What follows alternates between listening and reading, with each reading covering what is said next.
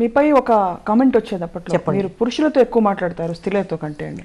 That's true. ఎక్కిరించేవారు కూడా నన్ను, ఎందుకంటే వాళ్ళతో మాట్లాడితే జెండర్ డిఫరెన్స్ ఉండేది. నాకు వేరే విషయాల మీద పరిజ్ఞానం ఉండేది వాళ్ళతో మాట్లాడినప్పుడు.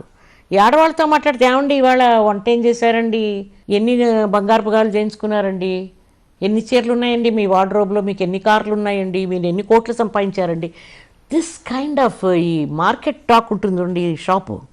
అది నాకు ఎందుకో మొదటి నుంచి ఇష్టం లేదు Swapna. I never believed in all that. రే ఓకే, యూ నీడ్ సంథింగ్, నీకు ఎంత కావాలి, హ్యాపీగా పీస్ఫుల్గా సంతోషంగా బతకడానికి ఓ మనిషికి ఎంత కావాలి. మగవాడితో మాట్లాడండి ఈ మాటలు రావు.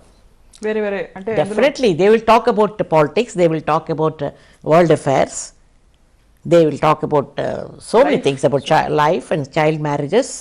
ఆడవాళ్ళలో ఎందుకు ఈ ప్రవర్తన వచ్చిందని మమ్మల్ని క్రిటిసైజ్ చేసి వాళ్ళు మాట్లాడుతున్నప్పుడు నాకు చాలా ఎలైటెడ్గా ఫీల్ అయ్యేదాన్ని.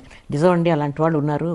తల్లి మహాశక్తి అంటారు ఆడది, ఒక పిల్లల కోసం తను జీవితాన్ని రూయిన్ చేసుకొని పిల్లల్ని బతికించుకుంటుంది. ఇంకో తల్లి తన ప్రియుడికి అడ్డొచ్చిందని చెప్పి గొంతు కోసేసి కాలువలో పడేస్తుంది, ఒకతేమో వాషింగ్ మిషన్లో పడేస్తుంది, ఒకతేమో తందూరి అవన్లో పడేస్తుంది పిల్లల్ని.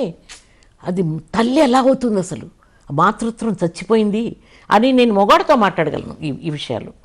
అట్లాంటి ఆడవాళ్ళని if you catch dum red handed, shoot them.